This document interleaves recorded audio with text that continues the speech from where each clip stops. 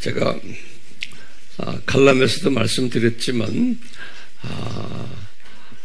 두 짐승 시리즈를 할까 하고 이제 스케줄을 잡았는데 성령님이 저에게 두 짐승 시리즈는 상당히 무거운 주제인데요. 그리고 또 상당히 자세히 설명을 해야 되는 그러한 주제이기 때문에 아직 때가 아니다라는 저의 그 감동을 주세요. 그래서 우선 빌립보서 시리즈를 먼저 한 다음에 그 다음에 주님이 허락하시는 대로 두 짐승 시리즈를 공부하려고 그래요. 이 빌립보서 시리즈를 공부를 할 터인데요. 이 빌립보서나 또는 사도 바울의 모든 서신들을 공부하려면은 기본적으로 알아야 되는 것들이 있어요. 이게 뭘까요? 이제 사도 바울의 탄생, 그분의 탄생이라는 단어는 예수님에게만 쓴다고 그래요. 누가 그러는데 그럼 탄생 말고 뭐죠? 출생이라고 그러죠. 이분의 출생, 제가 틀렸는지 모르겠어요. 이분의 출생부터 죽을 때까지의 그 라이프 스토리를 우리가 알아야 돼요. 뭐 다 알고 계시겠지만 우리 분들은 그와 같이 또 뭐가 필요하냐면 지도를 꼭 아셔야 돼요. 그러니까 이 지도와 이 타임 테이블을 모르면은 우리 바울의 편지들을 소화할 수가 없어요. 그래서 우리가 많이 이 공부를 했어요. 그렇죠? 제가 칠판에다가 간단하게 이 지도와 이 타임 테이블을 아주 간단하게 그리려고 그래요. 그럴 때 여러분들도 노트에다가 빨리 간단하게 이거 하는 연습을 하셔야 돼요. 저는 지금까지 수천 번을 이 지도와 이 테이블을 그린 사람이에요. 전 세계를 다니면서. 그래서 나도 지겨워요, 이제. 그렇지만 또 해야 돼요. 여러분들 주님을 위해서.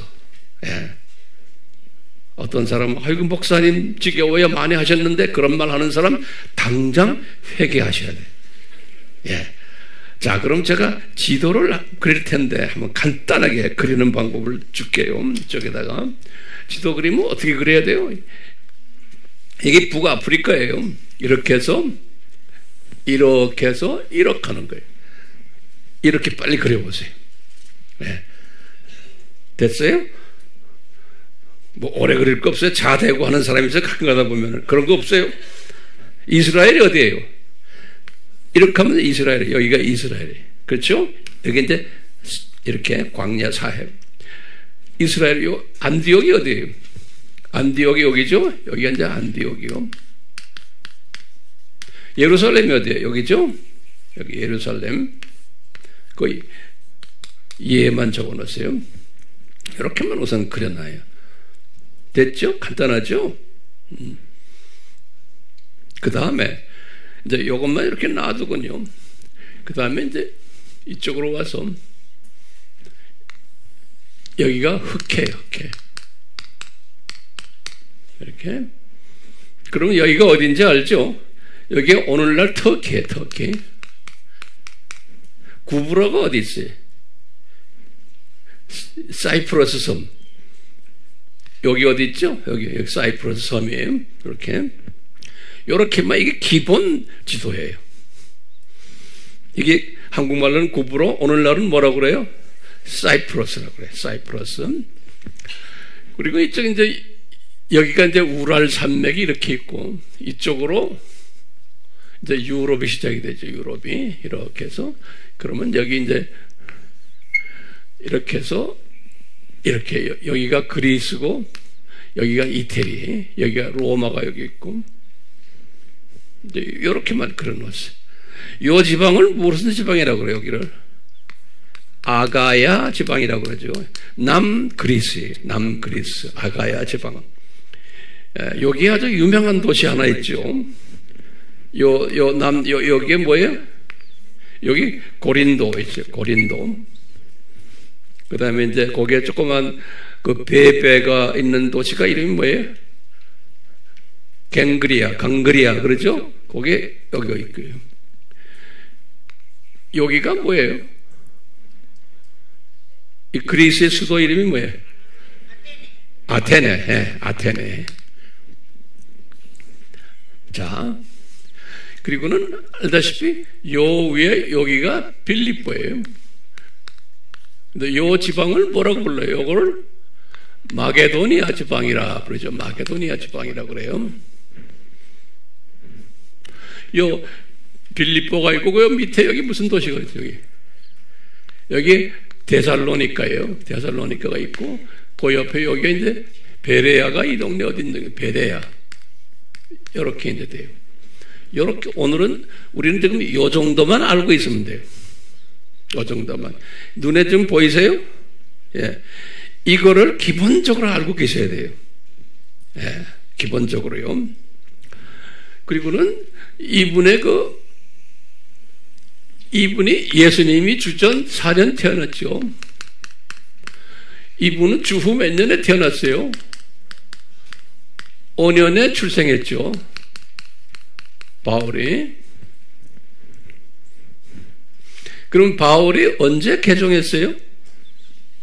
35년에 개종이죠. 바울이 아는 소리예요. 그렇지만 모르는 사람 한 사람이라고 생각하면서 우리가 하는 거예요. 다시 또 반복하는 거예요. 예. 그러니까 열심히 노트에다 적으세요. 그러니까 이분이 몇 살 때 개종한 거예요? 30세 때 개종한 거예요. 그렇죠? 그래서 이분이 이때 딱 개종하고 10년 후에 안디옥 교회의 부목사님으로 이제 안디옥 교회 부목사님으로요. 딱 10년 후에. 그러니까 이분이 몇 살 때 풀타임 사역자가 됐어요? 딱 보니까 여기 40세 때 40년 40세 될 때 주님께서 이분을 이제 사역자로 만들었어요. 그러니까 어머니 태에 있기 전에 이미 사역자로 예정된 사람인데 40년을 주님이 훈련시켜 가지고 이분이 이제 풀타임 사역자가 된 거예요. 그래 가지고 이분이 선교 여행을 곧 1년 있다가 언제까지? 48년까지죠. 여기 1차 선교 여행이죠. 그렇죠? 1차 선교 여행. 1차 선교 여행은 어떻게 갔어요? 이 지도를 보면 지도에서 여기 빨간 색깔이 없으면 요 안디옥에서부터 이렇게 해서 이분이 구브로에 갔다가 이렇게 해서 여기 갈라디아 정도 올라갔다가 이렇게 갔다가 다시 이 동네로 내려와서 이렇게 돌아온 거예요. 이렇게 갔다가 이렇게 온 것이 1차 선교 여행이에요. 그러니까 노트에다가도 이렇게 하고 하세요. 예. 그러니까 이 그림을 딱 그리고 있어야 돼요. 예. 가르칠 때요. 1차 선교. 거기 몇 년부터 몇 년이에요?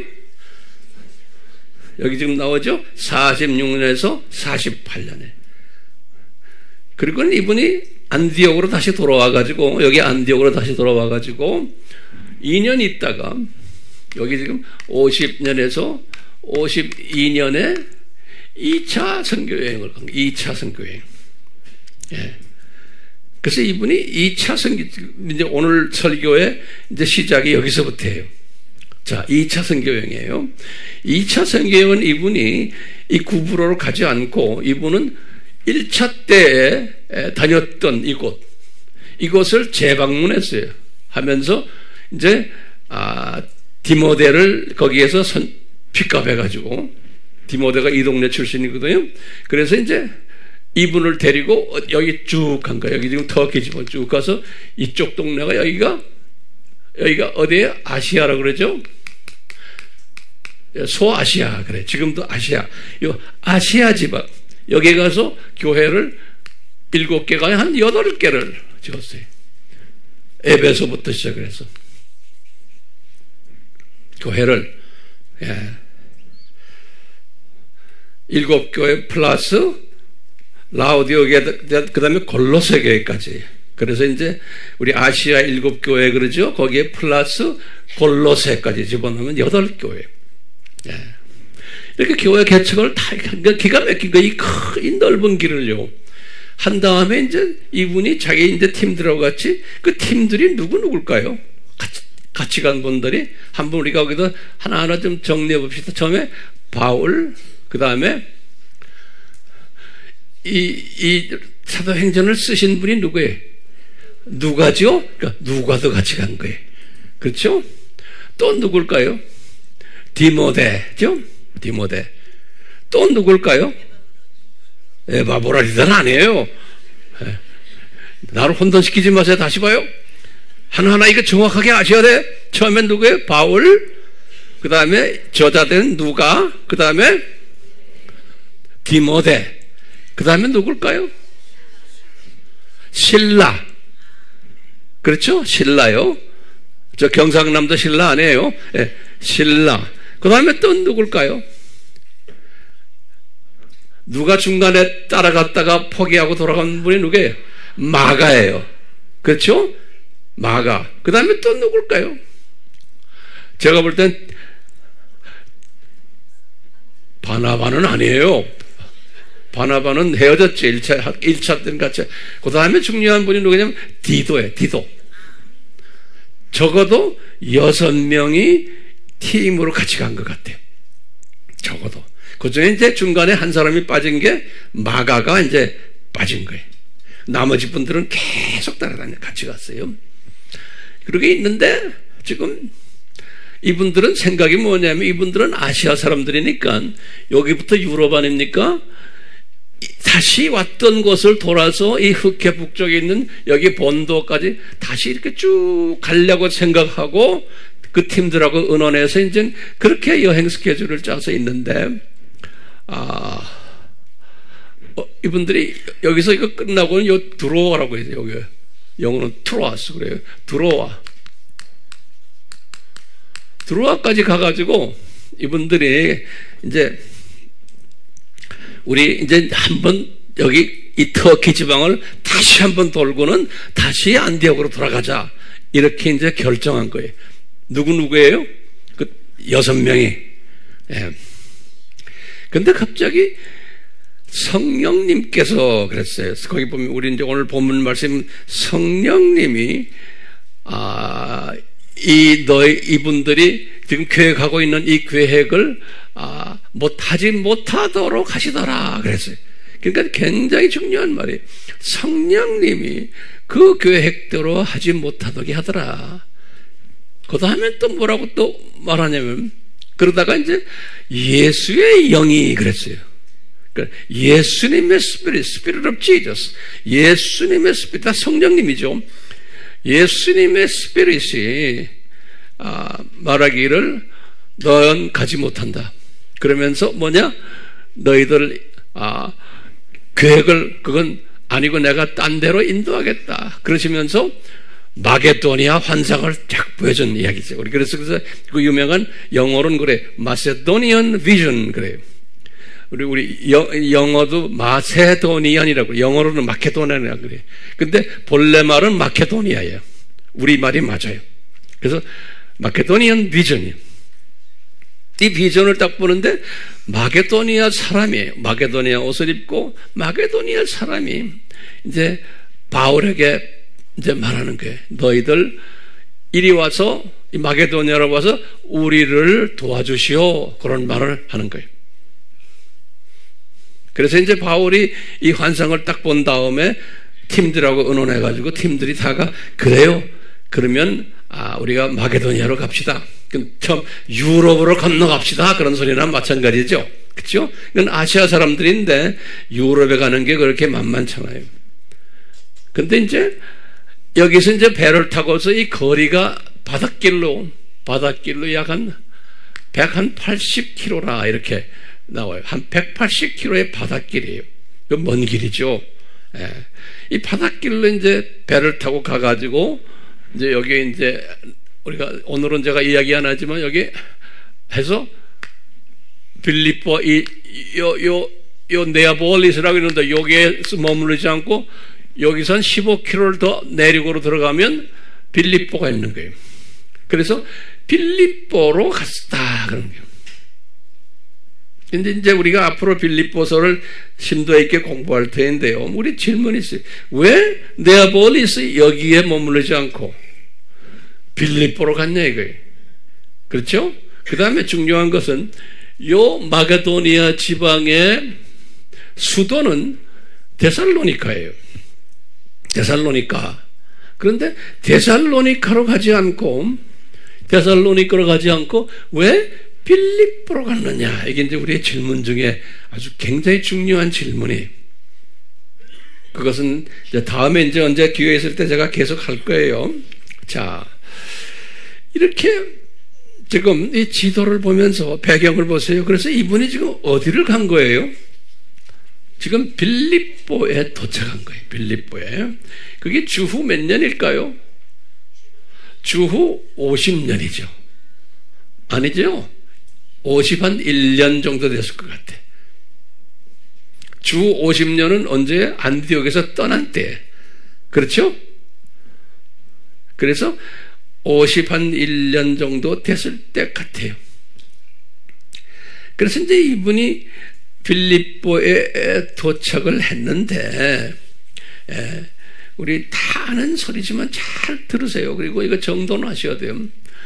빌립보에 도착해서 이제 며칠을, 이제 이분들이 거기에서 있으면서 기도하면서 있다가 주일 사실은 안식일이 된 거예요. 그러니까 이제 토요일이죠. 안식일에 기도하러 이제 기도처를 찾았어요. 왜냐하면 그 빌립보라는 도시는 유대인들이 별로 없었어요. 데살로니카에는 유대인들이 상당히 많았어요. 그런데 이 빌립보라는 도시는 우리가 나중에 이제 때가 되면 자세히 제가 설명을 또 할 거예요. 유대인들이 별로 없었어요. 그 대신에 이제 로마 군인들, 제대한, 소위, 제대한 로마 군인 장군들, 또 고급 장교들, 소위 은퇴한 분들, 그분들이 모여있는 도시가 빌립보라는 도시예요. 그래서 이제 이 역사가들은 이 빌립보를 제2의 로마라 이렇게 말해요. 이제 이 부분에 대해서 이제 우리가 자세히 언젠가 공부할 거예요. 그러니까 이 빌립보라는 도시는 그래서 성경에도 이 빌립보는 마게도니아의 첫 성이요, 또 로마 제국의 식민지 도시다 이렇게 써놨어요. 그러니까 로마 제국의 식민지라는 말은 그 많은 도시가 있지만 저 도시에 로마 사람들이 많이 살았던 건 저 도시를 로마화한 도시예요. 이 빌립보가. 데살로니카도 아니고 아테네도 아니고, 완전히 로마화한 로마 도시 있죠? 새끼 로마 도시. 그러니까 Little Rome 그래요. Little Rome. 조그만 로마예요. 그만큼 글쎄 이 로마 사람들이 특히 하위 계층, 군인 출신들, 고급 공무원들, 이분들이 거기 와서 자리 잡고 살았대. 그래서 성령님께서는 예수님의 영은 바울에게 어디를 가라고 그랬냐? 이 빌립보로 가도록 지시를 한 거예요. 그러니까 이제 이분이 구체적으로 마게도니안 비전을 받지만 알고 보니까 그분의 바울에게는 빌립보 사람들을 복음화하기 위해서 그리로 가게끔 한 거예요. 그래서 그 먼 거리를 갔던 거예요. 거리가 얼마나 돼요? 그 드로아에서 180km 바닷길, 그 다음에 또 육지에 닿아서 육지에서 몇 킬로에 약 한 15km.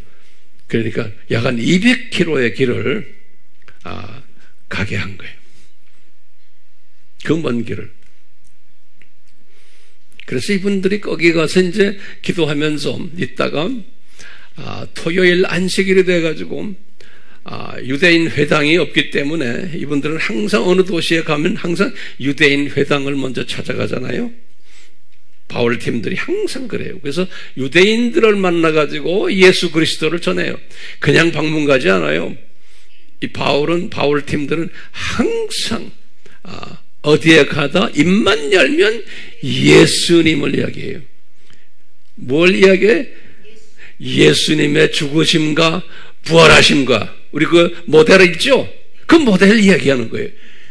그러니까 우리도 마찬가지예요. 저도 마찬가지예요. 어디 가든지 예수님의 죽으심과 그분의 신성, 인성과 죽으심과 부활과 그 다음에 전하라, 영광, 그것을 항상 이야기해 줘야 되는 거예요. 그래서 우리 교회는 찬송할 때마다 이 마지막 찬송이 뭐예요? 우리는 항상 전하라 이야기하네.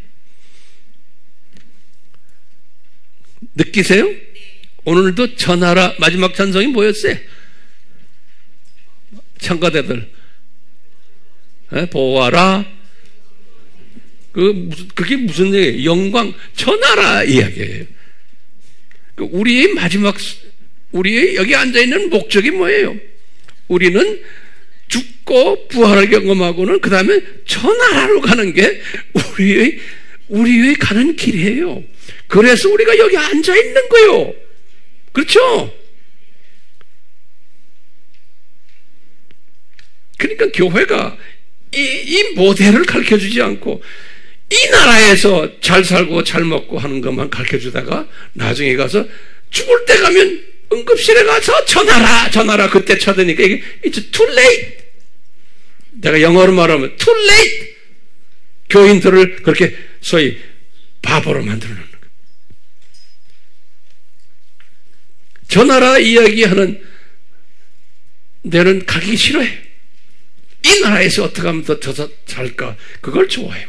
그러니까 답답지사인 거예요. 답답지사죠. 제가 볼 땐 그런 거예요.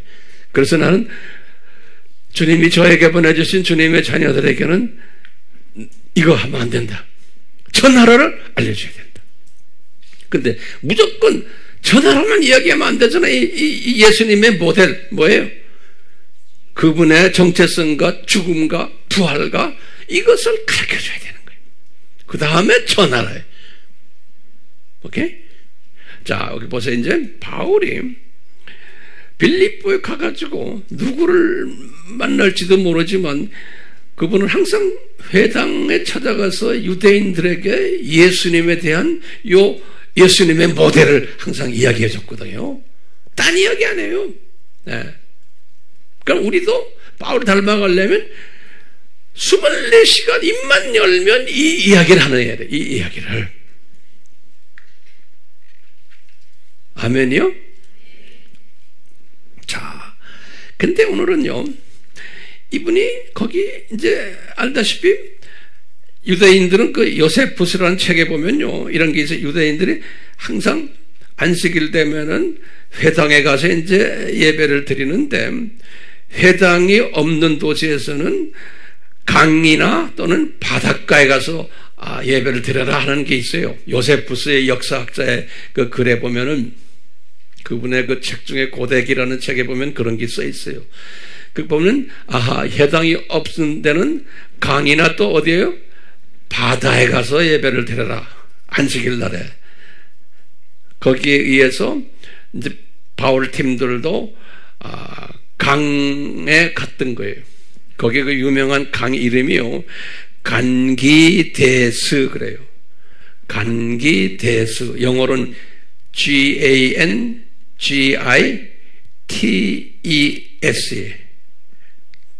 간지데스 그래. GANGITES. 한국말로는 간기데스 그래. 간기데스.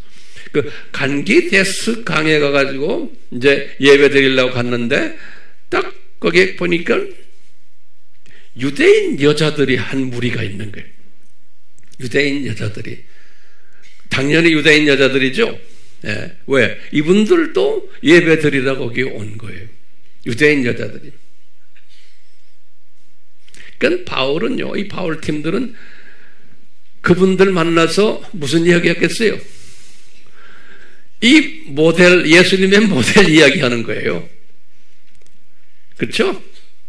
이 모델 이야기를 하는데 그 중에 한 여자가 이 바울의 메시지에 귀를 기울이면서 탁 듣고 있는 여자가 있었어요. 예, 듣고 반응을 하는 여자가 있었어요. 그래서 누가가 그 여자를 어떻게 설명했냐면 누가가 그랬어요. 사도행전 16장 14절에 이랬어요. 이 성경 번역마다 조금씩 다르게 표현했는데 잘 들으세요. 요건요.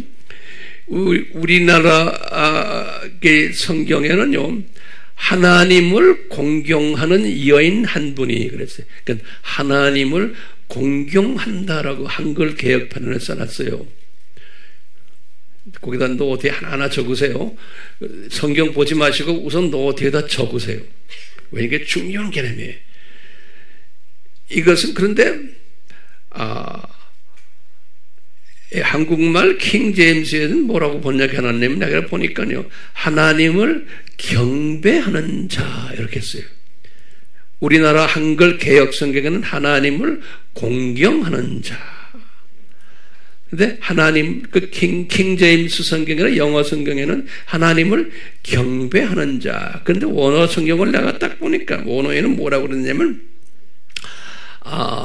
원어에는 이 세일, 헬라말은 세일인데요. 세일이 아니라 세보라는 단어인데 이 단어는 뭐냐면 예배 드린다라는 의미예요. 그러니까 다시 말하면 하나님에게 예배를 드리는 그 사람이에요. 그러니까 이 지금 루디아를 가지고 이야기하는 거예요. 이제 유대인 여자들이 여러 명 있었는데 그 중에 귀를 기울이곤 바울의 말을 듣는 여자가 있었는데 그 여자를 묘사를 한 거예요. 누가가 뭐라고 묘사했냐면 하나님을 예배 드리는 그 한 여인이 귀를 쫄깃하면서 우리의 말을 듣더라 그랬어요. 그 말은요, 그러면 이분이 누군가 우리가 이제 분석을 해야 되는 거예요. 하나님을 예배 드리는 여자의 루디아 이름이. 그러면 이분이, 그러면 이제 우리가 이제 중요한 게요, 같은 사도행전 10장 2절에 딱 보면요, 고넬료의 이야기 나와요. 누가가 고넬료를 어떻게 표현했냐면 이 사람은 이방 사람이에요. 이방 이태리 사람이에요. 이태리 군인이죠. 이태리 군인인데 이 사람은 뭐라고 표현했냐면 10장 2절에 하나님을 경외하는 자 그랬어요. 요 고넬료로 표현할 때는 누가가, 그러니까요, 영어는 feared, the person who fear of God, 그러니까 fear라는 단어를 썼어요. 예, fear. 원어를 봐도 원어도 달라요. 푸호베오라는 단어가 있는데 푸호베오, 여기 fear라는 단어인데요, 이런 단어를 썼어요. 그러니까 고넬료를 묘사할 때는 하나님을 경외하는 자다 이렇게 표현했어요. 그럼 우리 이 신학자들은 어떻게 이야기하냐면요, 하나님을 경외하는 이방인들을 우리는 어떻게 생각하냐면 이방인인데 유대교로 개종한 사람을 부를 때 이 단어를 써요.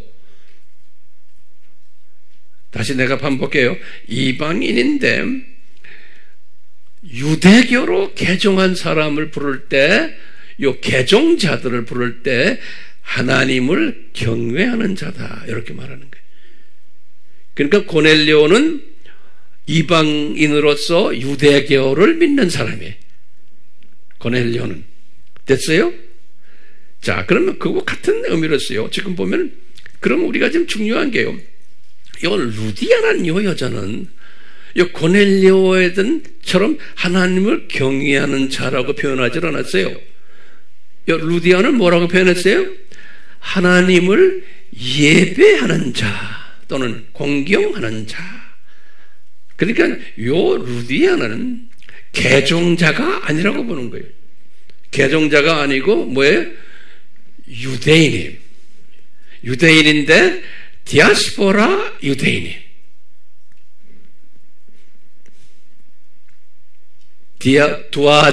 두아디라에서 태어나서 거기에 살고 있는 유대인이에요. 다시 말하면 여기서 굉장히 중요한 게 루디아가 누구냐? 그러면 이제 첫 번째는 뭐냐? 우리의 생각은 뭐예요? 디아스포라 유대인이다. 이렇게 알고 계셔야 되는 거예요. 그런데 어떤 또 학자들은 아니다.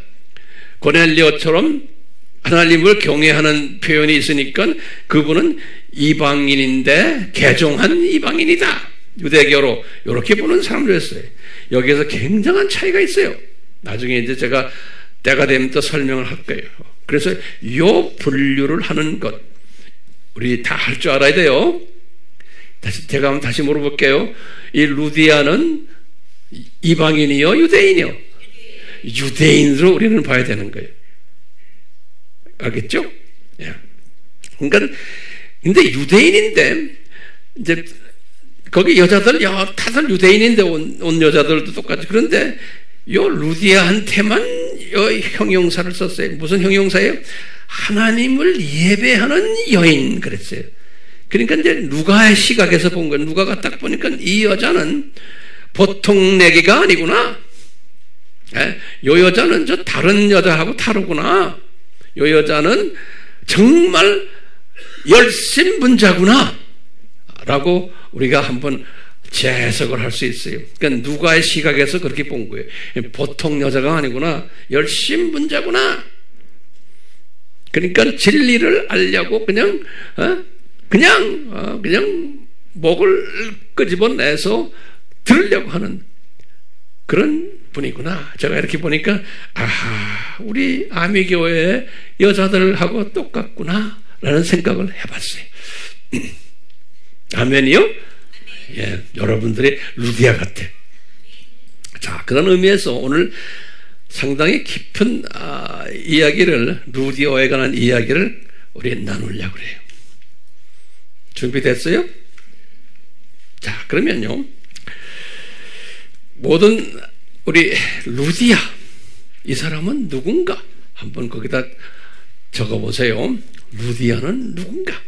이제 사도행전 16장 14절에 루디아라는 이름이 나와요. 루디아는 누군가? 그러면 첫 번째 아시아 지방, 저 지도에서 아시아 지방에 두아디라 교회가 있죠. 그 두아디라 출신이다 이렇게 알고 있어요. 그렇게 성경에 써 있어요. 근데 이 두아디라 출신인데 지금 이 빌립보까지 온 거예요. 이 두아디라 출신인데 여기까지. 예. 자, 두 번째는 이 여자는 디아스포라 유대인이다 이렇게 우리가 이제 알고 있습니다. 디아스포라 그러니까 해외에서 태어난 유대인이다. 세 번째는 이 여자는 자주색 옷감을 파는 장사하는 비즈니스 여자다. 이 자주색 그 성경에는 퍼플 자주색 옷감을 파는 여자다 그랬어요. 그렇게 딱 성경에 적어놨어요. 왜냐하면 자주색이란 건 굉장히 중요한 거예요. 이 로마의 왕들 또 귀족들 장군들 그분들의 그 유니폼 또 그 사모님들의 옷들이 다 이 자주색 옷감을 가지고서 그분들이 옷을 입는 거예요. 그렇기 때문에 지금 우리 그것이 로마 카톨릭이나 정교회에 나가면 그 사제들이 입는 옷이 있잖아요. 이 자주색 옷이 이렇게 고급을 이야기해요. 고위층을 이야기하는. 그러니까 이 고위층 상대로 옷 장사를 하시는 분이다. 이렇게 이제 아시면 돼요. 그뿐 아니라 네 번째로는 이분은 고위층 상대로 장사를 하는 분이기 때문에 고위층들과 많은 이 상류층들과 교제하는 사람이 이 여자분이 그 발이 넓은 사람, 인맥이 대단한 여자분이 유대인 비즈니스우먼인데 이 로마 군인들, 장군들, 그 사모님들과 아주 가까운 사이에 특히 이 빌립보라는 요도시가 로마 고위층들이 사는 도시. 그렇기 때문에 여기까지 와서 지금 장사를 하는 사람. 예. 그러다 보면 이분이 그러면 거기 보면 거기에 방문자로 온 것이 아니고 이 루디아가 보니까 자기 집이 있고 집도 꽤 큰 집에 있어요. 이분이 바울을 만나가지고 예수님을 이제 만나서 이분이 물 세례받고 또 그 가족들도 물 세례받고 이분이 세례받자마자 우리 집에 가서 유하십시오. 이제는 당신들 딴 데 주무시지 마시고 해서 초청까지 했던 여자분이에요. 예. 그건 자기 집이 상당히 컸던 모양이에요. 그건 제가 보기엔 이 두아디에라에는 공장이 있고 제 생각이에요. 예. 이 물감 들이고 뭐 하려면 공장이 대단하게 컸을 거예요. 예. 두아디라에는 그런 공장이 있고 이 빌립보는 아마 지사 정도 될 것 같아요. 그러니까 이 여자분이 빌립보 지사장 같지 않나 보여요.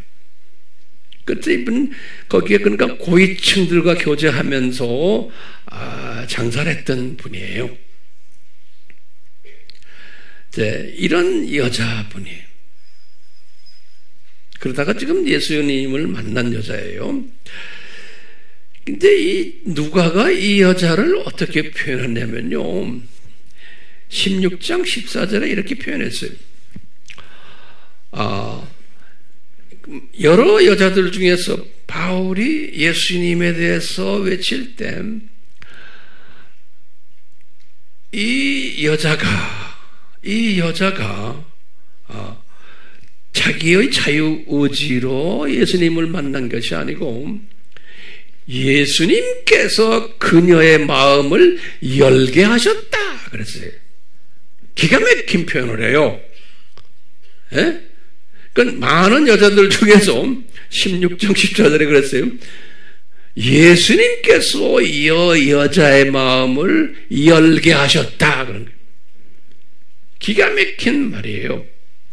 그러니까 이 여자가 똑똑해서도 아니고 운이 좋아서도 아니고 이것은 예수님이 그 여자의 마음을 감동 줘가지고 예수님을 구세주로 영접하게 디자인되어 있는 것을 우리가 알 수가 있어요.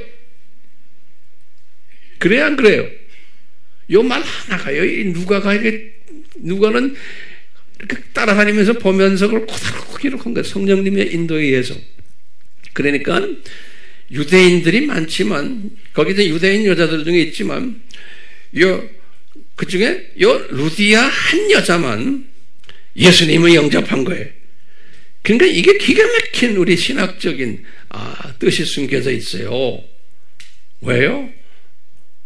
우리 그리스도의 신비가 뭐예요? 창세전에 유대인들은 눈이 감기게 돼 있는 거예요. 그렇죠? 그런데 소수가 눈을 뜨게 돼 있는 거 알죠? 그리스도의 신비에 의해서 눈을 뜨는 유대인, 대표적인 그 눈을 뜨는 유대인 적은 숫자예요. 그러니까 그 당시에 우리말로 보면 메시아닉 유대인이에요. 바울 당시에. 그러다 보니까 바울 당시에 메시아닉 유대인들이 누가 12제자들, 그렇죠? 예루살렘에 있는 또 교인들, 또 바울 팀들, 이분들이 그 당시의 메시아닉 유대인이에요. 근데 그 숫자는 소수예요. 전체 유대인을 가지고 이야기한다면 아주 소수가 눈을 뜬 거예요. 예수님에 대해서. 그렇게 해야 되죠. 뭐에 의해서? 그리스도의 신비에 의하면 소수만 눈뜨게 돼 있는데 요 루디아도 지금 여러 소수 중에 들어가는 것 같아요. 루디아도. 자, 이제 어떤 우리 질문이 있어요. 그럼 루디아는 결혼을 했을까? 우리 다 추측하는 거예요. 제가 볼 때는 결혼 분명히 했어요. 왜냐? 나중에 이제 지금 요새 우리 빌립보서 공부하잖아요. 빌립보서 제일 마지막 장에 뭐라고 그러냐면, 빌립보서 아니라 사도행전의 16장에 제일 마지막에 뭐라고 그랬어요? 이 여자의 집에서 온 가족과 함께 뭐가 있었다? 예배를 드렸다 그랬죠? 그러니까 루디아의 집에서 예배를 첫 유럽 교회예요. 이 빌립보가 첫 유럽 도시예요. 그러니까요, 첫 유럽 교회가 루디아의 집에서 루디아의 가족들이 주축이 돼가지고 거기에 또 제가 볼 때는 그 간수 가족들 또 점치다가 예수님을 만난 그 여자 거기에 지금 내가 볼 때는 에바 브로디도도 아마 있지 않았나 생각하네. 에바 브로디도 우리 지난 시간에 우리 에바 브로디도 봤죠? 이런 팀들이 모여서 그 집에서 예배를 첫 예배를 드렸는데 그러니까 첫 유럽에서 이 집이 첫 유럽 교회다 이렇게 보시면 되겠어요. 이 여자분 집이에요. 그럴 때 그럼 남편은 있나? 라고 본다면 그 집안에서 그럴 때 남편은 저는 있다라고 보고 있어요. 이 남편은 그 당시에 거기 계셨나? 누가가 남편에 대한 이야기는 없기 때문에 제 생각엔 남편은 본사 두아디라에 있지 않았나라고 볼 수 있어요. 그냥 우리 추측이에요. 예. 남편은요 본사에서 할 일이 또 많잖아요. 예. 그래서 이제 이 루디아는 이 지사장으로서 소위 마케팅 담당, 판매 담당하는 여자였다라고 추측을 한번 해보는 거예요. 그래서 이 지도에 나오는 저 지금 터키 지방 전부 저쪽하고 그 다음에 이제 그리스 지방 이탈리아까지 이 지도에 나오는 이 지역에 소위 고위급 인사들에게 이 옷을 파는 그러한 장사꾼 여자분이다라고 우리가 한번 정돈을 해봅시다. 이 지도가 중요해요. 그렇죠? 눈에 이렇게 지도 보이죠? 제대로 그리질 않았지만 하여튼 그래요. 자, 그러면 다시 한번 거기다 좀 적어보세요. 이 루디아가 어떤 은혜를 받은 자일까? 라고 한번 정리 또 한번 해봅시다. 첫 번째는 이 루디아 이분은 바울의 동역자가 되는 은혜를 받은 분이에요. 두 번째는 빌립보 교회 설립자 은혜를 받은 분이에요. 이 말은 뭐냐면 첫 유럽 교회의 설립자예요. 또 세 번째는 이분은 물질과 기도로 아시아 선교에 동참했던 분이에요. 그러니까 이분이 크리스천이 되고는 바울에게 여기 지금 지도에 나오는 이 아시아 교회들, 아시아 교회는 여기만이 아니에요. 저쪽 교회들, 나중에 예루살렘 교회까지 돈이 필요할 때마다 이 여자분이 앞장서 가지고 물질을 댔던 분이 바울을 통해서. 이 크리스천들이 가난했잖아요. 예. 그 다음에 이제 이 남쪽에 지금 지금 아가야까지 고린도까지 이 동네의 모든 교회들 다 가난한 크리스천들은 가난했잖아요. 이 가난한 크리스천들에게 물질을 댔던 분이에요. 저는 우리가 이렇게 보는 거예요. 그 은혜죠. 이 여자분이 다른 말로 표현하면 아시아 선교에 이 지금 아시아 대륙의 선교에 물질과 기도로서 동참했던 분이고 또 지금 유럽에 들어왔어요. 유럽 선교에 기도와 물질로 섬겼던 은혜 받은 사람으로 우리가 보는 거예요. 됐어요? 자, 그런데 이제 지금부터 제가 이제 본론이에요. 이 서론이 좀 길었어요. 그런데 우리가 이제 이렇게 이제 빌립보서를 보거나 또는 오늘 사도행전 16장 이렇게 보면은 이 누가가 사도행전 16장에서 누가가 기록할 때 보면은 지금 이 빌립보 교회 사건을 기록할 때 이 루디아라는 이름을 딱 2번 거론해요. 그 이름을 16장 14절에 그거 적어 놓으세요. 이런 정보를 내가 다 드리는데 안 적어 놓으면 이런 정보는 이건 보배로운 정보들이에요. 하나하나 지금 내가 말하는 거예요. 예? 어디에 16장 14절에 루디아라는 이름이 영어로는 리디아 그래요. 근데 루디아가 맞아요. 리디아는 LY인데 Y가 라틴 말로나 이태리 말로는 U라고 발음해요. 그래서 이제 구브로도 사이프러스 그러잖아요. 그 Y가 U로 발음해요. 그래서 구브로 그러는 거예요. 예. 자, 오케이. 리디아가 아니고 무슨 말이에요? 루디아가 맞는 말이에요. 예. 자, 이 루디아의 이름이 그 다음에 14절에 한번 나오고 40절에 한번 나와요. 그 집에서 예배를 드렸다는 거예요. 딱 2번밖에 안 나와요. 루디아라는 이름이. 그리고는 기가 막힌 게 나머지 사도행전에서는 한 번도 루디아라는 이름을 거론을 하질 않아요. 이제 의문 중에 의문에 지금요. 뿐만 아니라 바울 서신에도 바울이 그렇게 이 여자분의 신세를 많이 진 분인데 바울 서신에도 루디아라는 이름이 한 번도 안 나와요. 그러니까 성경에 지금 루디아라는 이름이 딱 나오는 게 지금 사도행전 16장 14절하고 또 몇 절에 40절이에요. 이 여자분 이름 나오는 게. 그리고는 사도행전 전체도 없고 바울 서신 전체도 없고 심지어 우리가 지금 빌립보서 공부하고 있죠. 빌립보서에도 루디아 이름이 있어요 없어요? 없어요.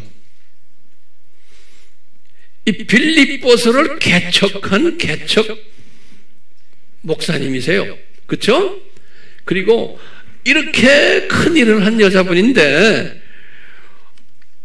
바울도 이 여자 이름을 한 번도 거론하지 않았어요. 자기 서신에서. 그럼 이것을 어떻게 우리가 이해해야 되는 거예요? 저는 이걸 가지고 많이 묵상했어요. 오랫동안. 그러니까 우리는 그냥 루디아 하면 사도행전에 나오는 그 루디아 그걸 하고 그냥 이분 이 정도 아니에요? 근데 실제로 루디아를 다른 성경에서는 없어요. 그러면 이게 왜 이럴까? 이제 제가 깨달음이에요. 성령님이 우리 예수님이 이 루디아를 숨기셨구나. 이렇게 제가 한번 추측을 해보는 거예요.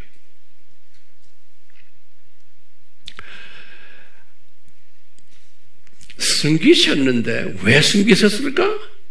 그건 좀 이따가 제가 좀 설명하려고 그래요. 그럼 우리가 봐요. 오늘 우리 지금 빌립보서 강의를 하잖아요. 빌립보서를 딱 보면요. 빌립보서를 딱 보면은 바울이 기록했잖아요. 바울이 언제예요? 빌립보서 언제 기록했어요? 주후 몇 년에? 60에서 62년 이때 이제 이분이 빌립보서를 기록한 거예요. 이때. 그렇죠? 그러니까 빌립비 교회가 이때 개척이 이때 됐죠? 52년에 만약에 개척이 됐다고 가정을 하면 이분이 62년에 이걸 썼다고 그러면 약간 10년 후에 바울이 지금 이 교회를 향해서 편지를 쓴 거예요. 제 말 따라오세요? 자기가 10년 전에 개척한 그 교회를 향해서, 그러니까 그 교회가 지금 이때 존재하고 있죠? 바울이 지금 로마 감옥에 있을 때 존재하고 있는 그 교회에다 대고 편지를 쓰는 거예요. 편지를 쓰는데 그 빌립보서를 딱 보면요. 빌립보서에 나오는 수신자들 이름이 나와요. 빌립보서 1장 1절에. 수진자들 이름들이 나오는데 뭐라고 하냐면 모든 성도들이요 이렇게 쓰고요. 그 다음에 감독들이요, 그 다음에 집사들이요, 이런 말을 써요. 근데 보면 요즘 성도들이요, 감독들이요, 집사들이요. 그래서 여기에 루디아 이름이 있어요, 없어요? 루디아 이름이 없어요. 이 빌립보서에도 루디아 이름 안 나와요. 그 다음에 그러면서 이 빌립보서에 보면은 형제들이요, 형제들이요, 이런 단어를 3번을 썼어요. 1장 12절에, 3장 13절에, 3장 17절에, 바울이 형제들이요, 형제들이요. 그러니까 이 모든 성도들, 감독들, 집사들 다 남자들이면 틀림없어요. 그래서 그 사람들을 그냥 말해서 형제들이요, 형제들이요. 그러는 거예요. 그 다음에 2장 12절에는 또 뭐라고 그랬냐면 나의 사랑하는 자들아 그랬어요. 이 남자들 보고 이야기하는 거예요. 이 지도자들 보고요. 4장 1절에 보면 그랬어요. 참으로 내가 사랑하고 사모하는 형제들아 그랬어요. 4장 1절에 이런 표현들을 보면은 바울이 빌립보 교인들에게 지금 거기에 교인들, 집사들, 감독들, 그 다음에 모든 성도들에게 할 때 이렇게 그 수신자들 쭉 이름이 나오면서 편지 속에서도 남자들, 형제들이요, 형제들이요 그랬어요. 그러니까 그 안에는 누가 빠진 것 같아요? 내가 볼 때는 루디아가 빠져버렸어. 루디아 이름이 안 나와요. 이름도 안 나오지만 루디아라는 여자에 관한 이야기가 없어요. 고작해 그 안에서 좀 서로가 말썽 부렸던 두 권사님들이 계셔. 유오디아와 순두계. 서로 싸움하지 말아라. 그런 여자 이름이 나오지만 어떤 사람은 이 두 여자 중에 하나가 루디아가 아닌가 이렇게 말하는 사람도 가끔 있더라고요. 네, 어느 여기에 대한 책을 읽어보니까 아니에요. 이분들은 4장 2절에 나오죠. 그러니까요, 이 빌립보서에는 누구 이름이 없어요? 루디아 이름이 없어요. 그러면은 또 우리 질문을 딱 던져요. 루디아가 그러면 죽었나? 이렇게도 우리 생각할 수 있죠? 네? 예컨대 이 교회를 개척을 하고는 여기다 좀 노트에 좀 적으세요. 요것도 우리가 여러분들 가르치면서 이게 다 필요하기 때문에 그래요. 여러분들 생각을 내가 이렇게 좀 자꾸 발전시키는 거예요. 왜 이름이 없나, 이렇게. 이 10년 후에, 이게 여기다가 편지를 하는데, 그 당시에 보니까 60년대, 62년 이때에 빌립보 교회에 편지를 쓰는 건데, 루디아 이름이 없는 거예요. 그러면 이제 우리가 생각해, 루디아, 이분 죽었나? 개척하자마자 첫 번째 가능성이죠. 두 번째는 뭐냐면 이분이 빌립보에서 떠나가지고 고향 두아디아라로 가버렸나? 이렇게도 생각할 수 있죠. 그분 이름이 안 나오니까. 또 세 번째는 이분이 기독교를 포기하고 유대교로 다시 개종해버렸나? 온갖 추측이 나와요. 왜? 이분에 대한 안부 이야기가 없는 거예요. 이 루디아에 대한 안부 이야기가 없는 거예요. 근데 우리 추측은 뭐죠? 루디아를 성령님이 숨겨놓으셨다, 이렇게 보는 거예요. 예. 바울에게도 성령님이 루디아는 거론하지 말아라. 누가에게도 마찬가지죠. 예. 제가 볼 때는 이 루디아는 우리 빌립보서 공부를 지난번에 했지만 이 예수님의 마음 그 모델 있죠? 그 모델을 바울이 이야기할 때 예수님의 모델인데 그것을 닮아서 그 모델대로 살던 분들이 누군지 아느냐? 그러면서 바울이 그랬지, 나다 그러는 거예요. 그렇죠? 바울 자신이 내가 이 모델대로 살고 이 모델대로 지금 따라가 계속 내가 상을 위해서 따라가고 있다. 그런 말 했죠? 2장 20절에서 30절에 바울이 나다. 그 다음에 이분이 나만이 아니고 디모데다. 2장 19절에서 24절이. 그 다음에 에바브로디도다. 2장 25절에서 30절에도 그랬어요. 바울이 빌립보서에서 지난 시간에 공부했죠. 그런데 여기 황 목사님 생각에는 이분보다도 더 이 예수님의 모델을 따라갔던 분이 누가? 내 생각에는 루디아예요. 예. 근데 루디아 이름은 바울이 거론을 하지 않은 거예요. 루디아 이름은. 왜?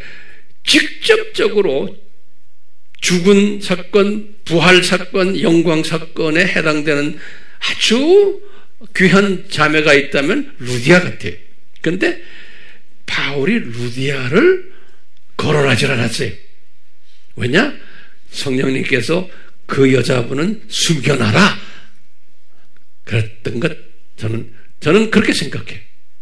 그 이유를 또 좀 이따 제가 설명해 드릴게요. 잘 따라오세요? 오늘 좀 어려워요. 더 어려워요. 이제 앞으로 제가 말하는 거.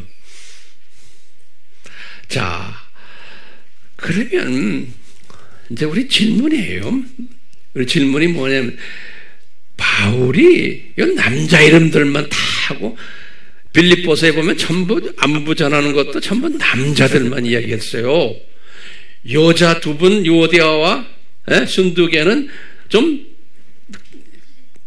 못단지나는 여자로만 그냥 여자를 좀 비하하는 이런 식으로만 볼 수가 있어요.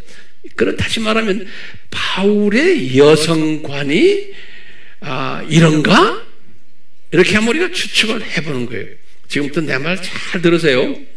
우리 추측에다예요. 네? 그 바울의 여성관이 그러면 어떤가? 그럼 바울은요 유대인 출신 아니에요. 그 다음에 유대교 전통 속에서 자랐던 분 아니에요. 특히 바리새인이거든요. 그러니까 이분들은 남녀를 따질 때 남자 우위적인 그런 사상을 가졌던 사람이에요. 그래서 보면요, 우리가 얼뜻 보면은 지금부터 잘 들으세요. 이분의 고린도 전서를 보면, 고린도 후서에도 보면 뭐가 나오냐면 바울이 여성을 좀 비하하는 그러한 내용들이 숨겨져 있어요. 예. 제가 관계되는 성경 구절을 제가 드릴게요. 그게 주후 55년이에요. 고린도 전서 후서를 쓴 것이요. 그러니까 여기 지금 보세요. 지금 여기 55년이에요. 고린도전서 11장 3절에 보면은 바울이 이런 말을 했어요. 남자의 머리는 그리스도시고 여자의 머리는 남자다 그랬어요. 네. 그러니까 남자가 더 높다 하죠. 11장 9절에는 또 이런 말을 했어요. 고린도전서예요. 여자가 남자를 위해서 창조되었다 그런다고. 바울이 기가 막힌 말을 해요. 우리가 이런 말을 딱 들으면요, 기분이 좋아요, 안 좋아요? 여자들 안 좋죠. 예. 그 다음에 고린도 후서 14장 34절에는 아주 기가 막힌 말을 했어요. 뭐냐? 너희 여자들아, 교회 안에서 조용해라. 그러면서 하나님이 너희들에게는 말하는 것을 허락하지 않았다. 그러니까 다만 복종해라. 이런 말을 했어요. 기가 막힌 기분 나쁜 말을 했어요.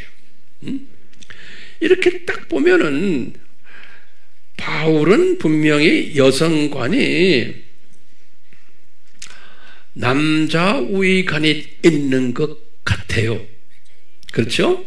우리가 지금요, 그뿐 아니라 바울이 디모데에게 말씀하신 게 있어요. 디모데 전서예요. 주 63년에 디모데 전서 2장 12절에 이분이 이런 말 했어요. 나는 디모데야. 이게 이제 디모데는 에베소 교회에서 그때 목회할 때예요. 디모데야, 나는, 바울이 말하는, 나는 여자가 가르치는 것이나 남자에게 권위를 행사하는 것은 허락하지 않는다. 여자는 다만 조용히 하라. 이런 말을 딱 했어요. 디모데전서 2장 12절입니다. 자, 그러면 이거 기가 막히고, 나중에 더 복잡한 말 했지만 내가 그 말은 안 해요. 자, 그러니까 바울이 루디아를 전혀 숨겨놓고 말 안 한 이유가 이런 여성관 때문에 그런가? 라고 하면 우리가 짐작할 수 있어요, 없어요? 짐작을 하는 거예요. 이런 여성관 때문에 그러나? 저는 아니라고 생각하는 거예요. 왜? 지금 바울이 지금 고린도 교회나 또 에베소 교회나 여기에다가 지금 여자의 문제를 이야기할 때는 이것은 뭐냐면 그 당시에 고린도 교회에 가지고 있던 문제점을 해결하기 위해서 부수적인 하나의 그 당시의 상황에 의해서 말한 거지 성경 전체를 대표하는 말은 아니라고 저는 보고 있는 거예요. 에베소 교회도 마찬가지예요. 그때 문제점을 지적하기 위해서라는 거예요. 그렇기 때문에 성경 전체에서는 그렇게 이야기지를 않아요. 우리 바울도 갈라디아서 3장 28절에 그랬어요. 남자와 여자는 하나다 그랬어요. 또 예수님도 마가복음 10장에 그랬어요. 제가 결혼식 때마다 항상 말하는 거예요. 예수님이 뭐라고 했어요? 남자와 여자는 하나다 그랬어요. 그때 equal 그랬어요. equal. 바울도 그 소리를 그 말씀을 알고 있죠.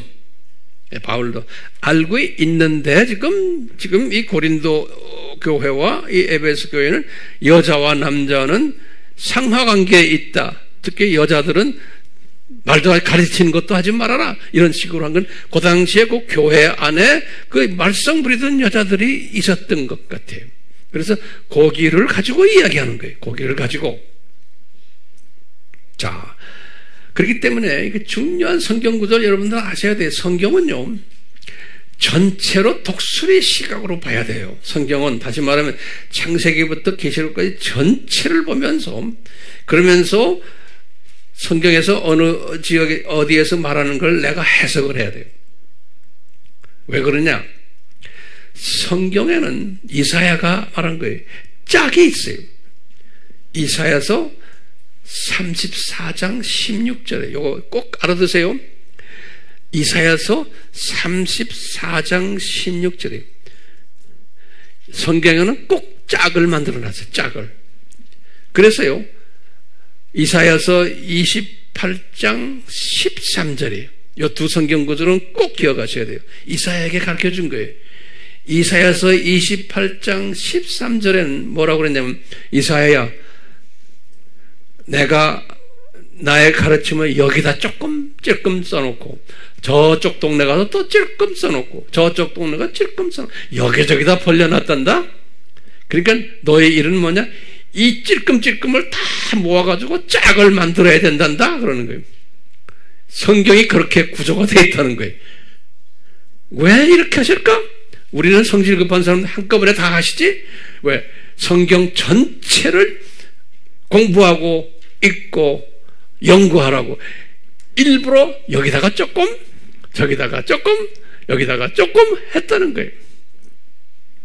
이사야서 몇 장 몇 절에 28장 13절 그리고 짝에 있다 34장 16절이에요. 예, 그렇기 때문에 우리가 바울의 여성관이 상하관계가 아닌데 상하관계처럼 문제 해결할 교회의 한 상황에서 그 말을 한 거지, 전체를 짝을 다 맞춰보면 바울이 남자 우위고 여자는 밑이다라는 사상이 아니라는 거예요. 그런 의미에서 루디아와의 관계에서도 마찬가지. 루디아를 숨겨놓은 거지, 루디아가 바울보다 바닥이 되고 아예 편지에도 거론할 존재가 아니기 때문에 거론 안 한 게 아니라는 거예요. 복잡해요? 오케이? 자, 그러면 황 목사님, 성경 어디에 그렇게 여자도 또 필요할 때 높이 쓴 게 어디 있어요? 에?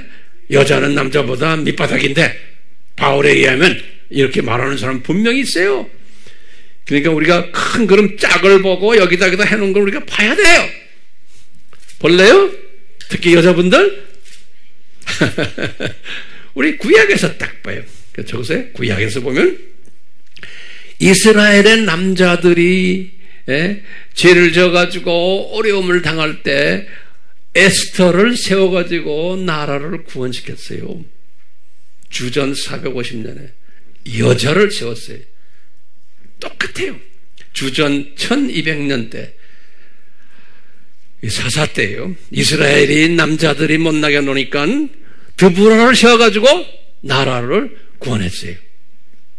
이 남자들이 못나게 노니까, 남자들이 못나게 놀 때마다 여자를 주님이 들어쓰세요. 큰 그림 속에서. 나중에 셀 모임할 때 더 많은 내용들 또 공부하세요. 신약에 와서도 똑같아요.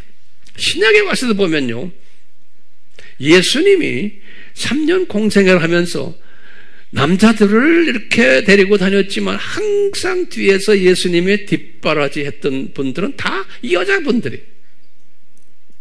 그렇죠? 여자분들이. 누구라고 거론할 필요도 없죠. 여러분들 다 알아요. 예수님이 십자가 달렸을 때 가까이 가서 예수님을 위로했던 분들도 다 여자분들이. 그 등치 큰 12제자들 다 도망갔어. 요한만 빼놓고. 베드로도 저 멀리서 폼만 재고 있고. 그게 남자들이.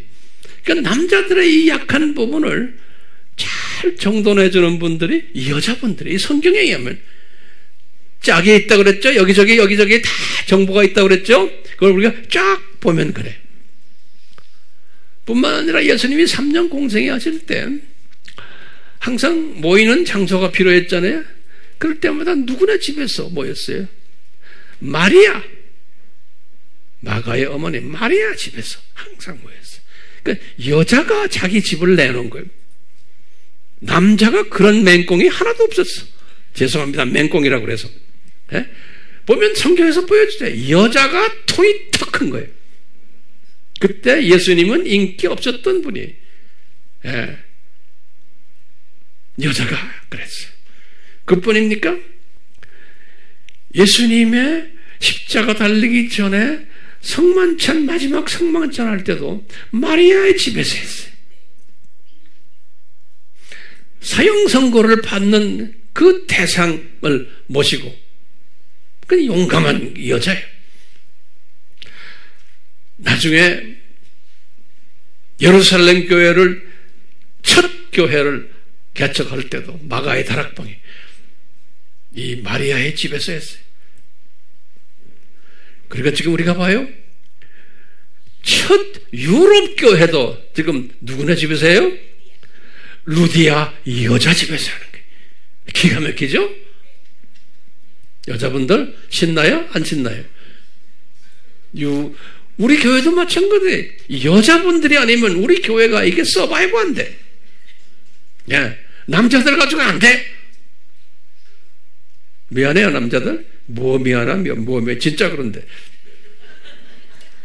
여자들.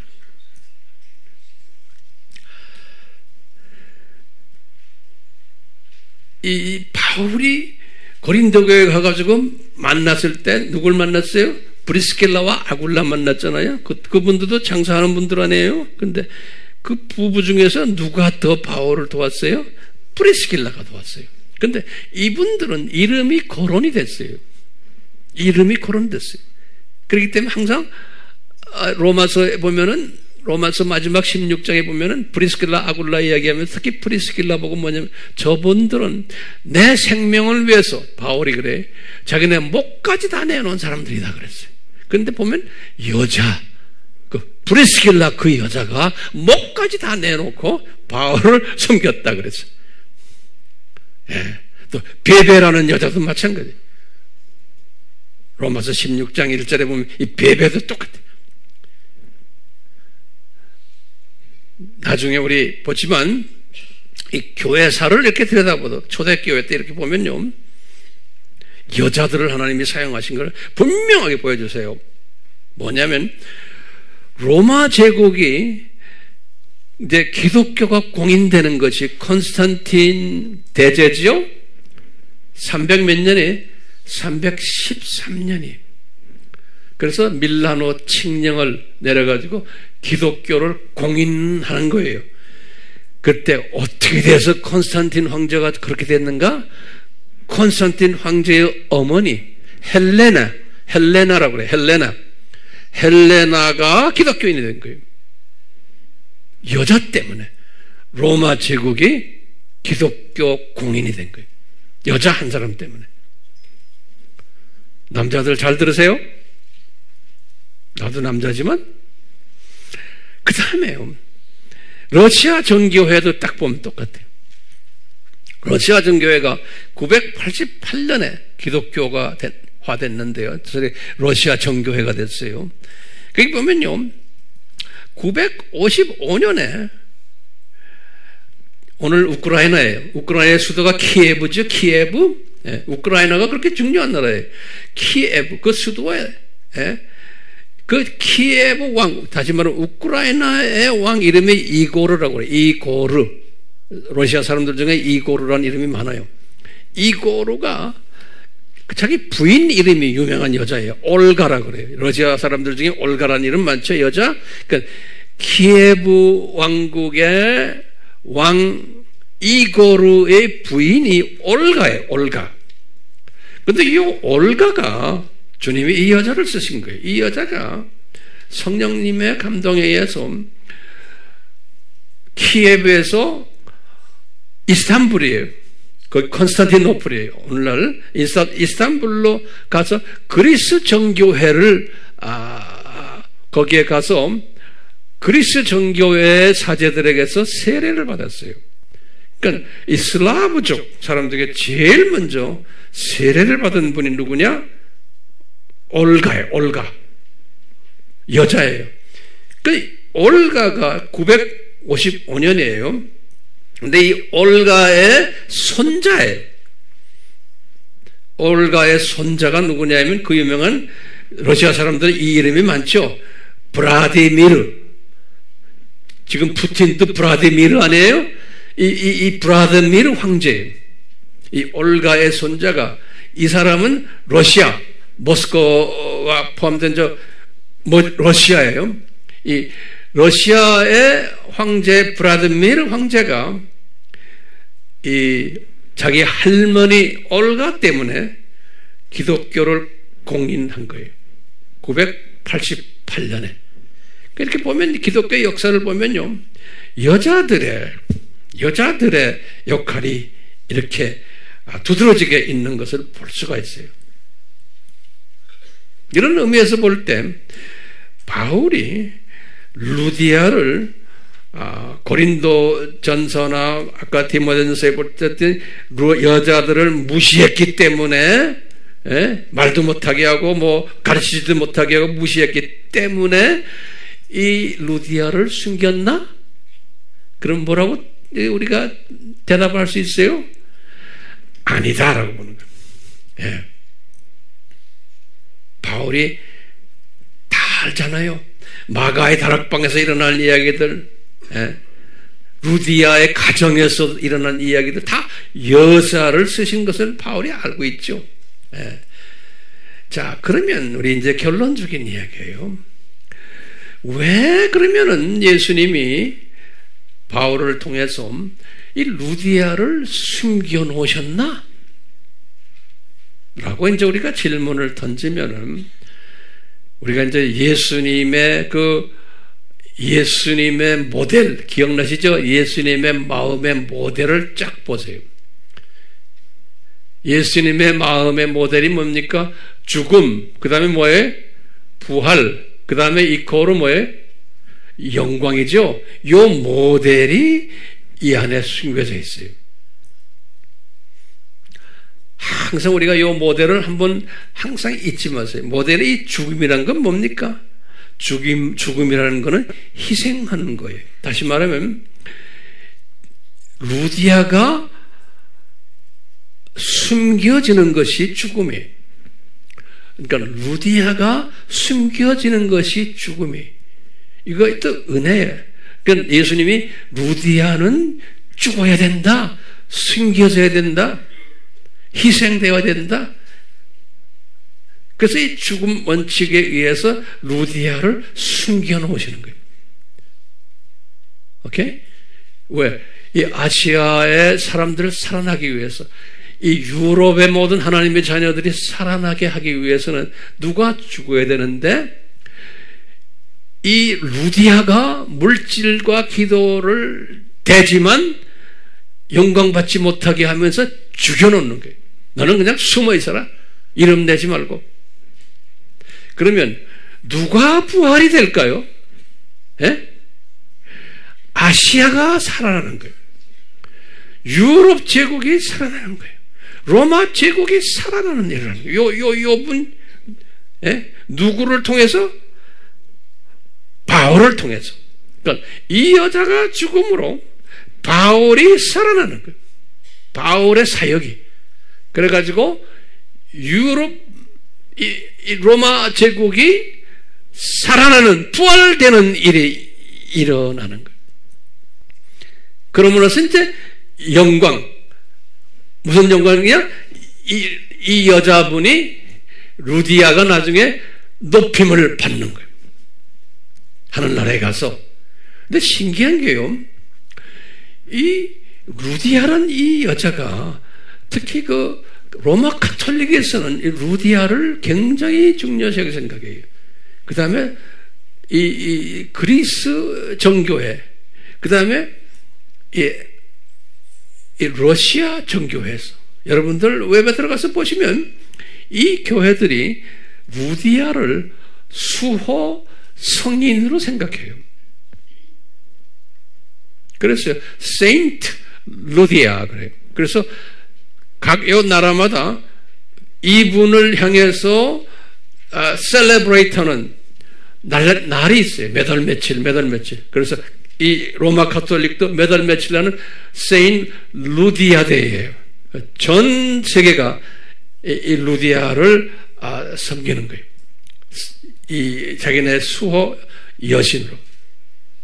그러니까 이 주님께서요, 이분을, 루디아는 완전히 죽은 사람이고, 루디아 때문에 바울이 살아나고 로마 제국이 살아나고, 그래서 영광을 받게 하는, 네, 이 모델이 여기에 적용되지 않나라고 보고 있어요. 그러니까요, 이 바울과 루디아의 만남이에요.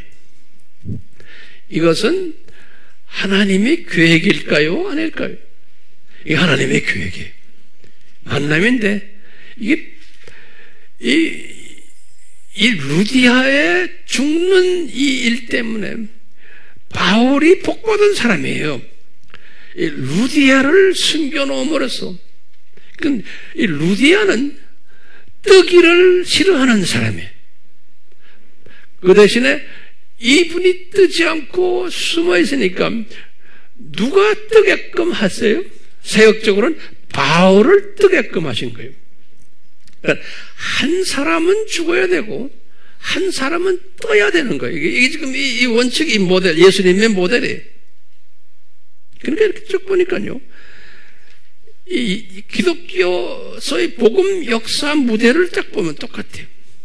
바울은 뜨는 사람이에요. 그렇기 때문에 역사 무대 속에서 이분은 주인공으로 보시면 돼요. 바울은 주인공이에요. 연극 배우로 생각하면. 그렇다면 여러분들 루디아는 그럼 뭘까요? 연극을 한번 이렇게 생각해요. 루디아는 무슨 역할을 하는 사람이에요? 연출가예요? 연출가는 이름이 프로그램에 나와요. 연출가가 누구다? 그렇죠? 그러니까 아니에요. 그러면 조연들이에요? 조연들도 다 프로그램에 나와요. 뭐 카메라맨들, 조명하는 사람, 그 사람들도 이름이 다 나와요. 아나운서 안 해요. 이 연극 무대에서 주연은 누구예요? 주연은 바울이에요. 그런데 그러면 루디아는 이 연극 무대에서 누굴까? 한번 저에게 좀 좋은 아이디어를 주세요. 프로그램에 안 나와 이름이. 그런데 굉장히 중요한 역할을 하는 사람이에요.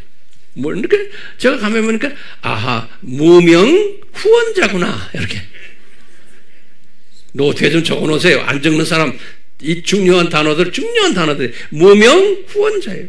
그러니까 프로그램에 이름이 안 나와. 근데 이 무명 후원자가 이 모든 들어가는 비용들 이거 다 대하는 사람이에요. 근데 이름은 안 나오는 거예요. 이런 사람. 그러니까 죽은 사람이에요. 루디아는 죽은 사람이에요.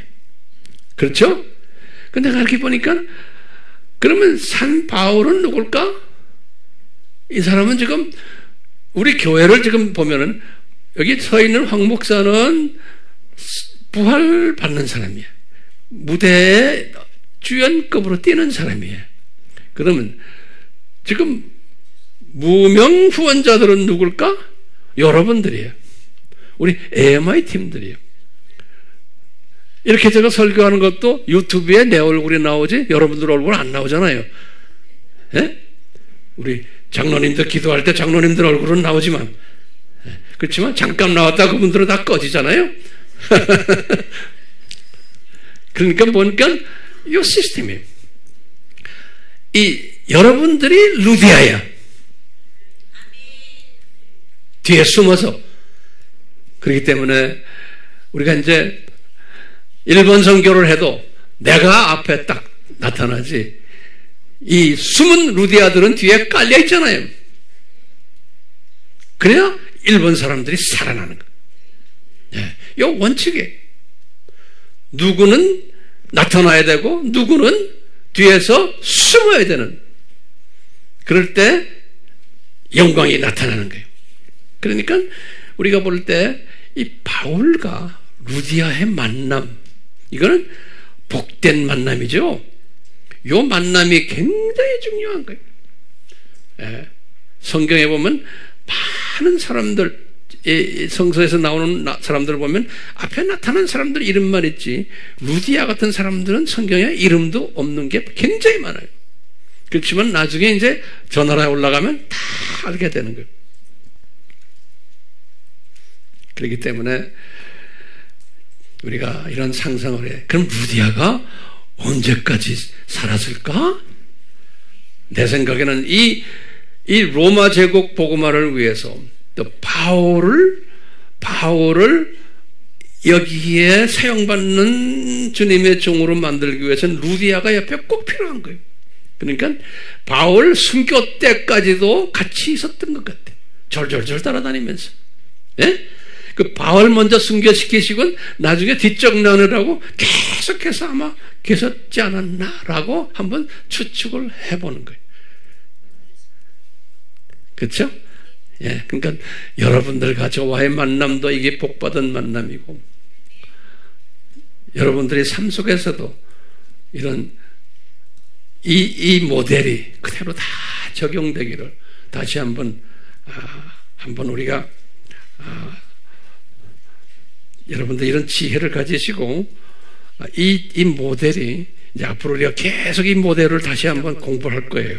하지만 오늘은 이 바울과 루디아의 만남 모델 속에서 이 숨겨진 이것을 말씀 속에서 이렇게 발견하게 돼요. 아멘. 기도합시다.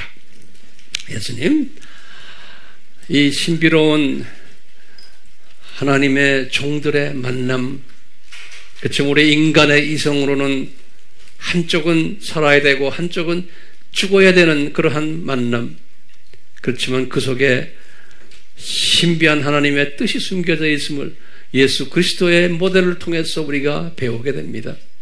주여, 우리의 삶 속에서도 이 모델이 적용되게 하시고 우리의 사역 속에서도 이 모델이 적용되도록 지혜를 내려 주시옵소서. 예수님의 이름으로 기도드리옵나이다. 아멘.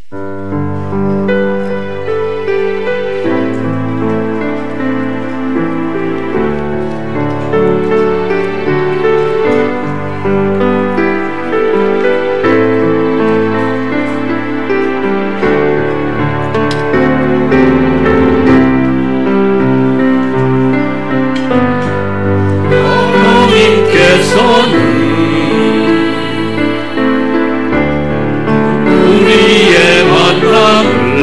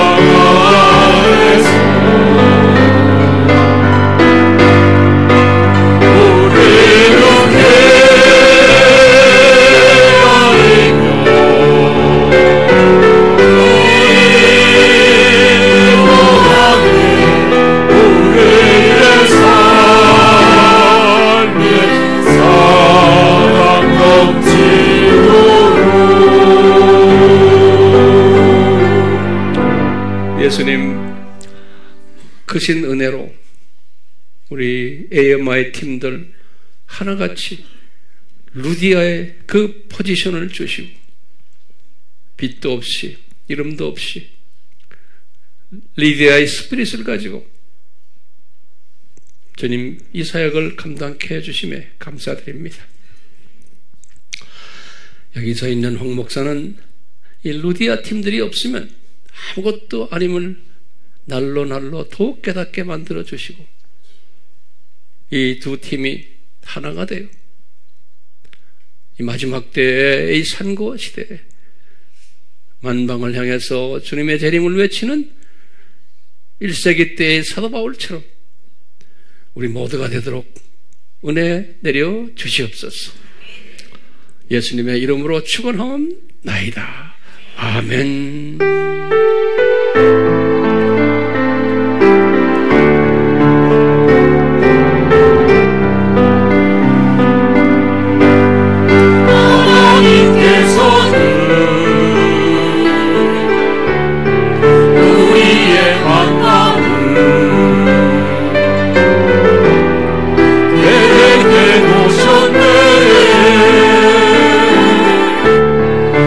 우리 나라에요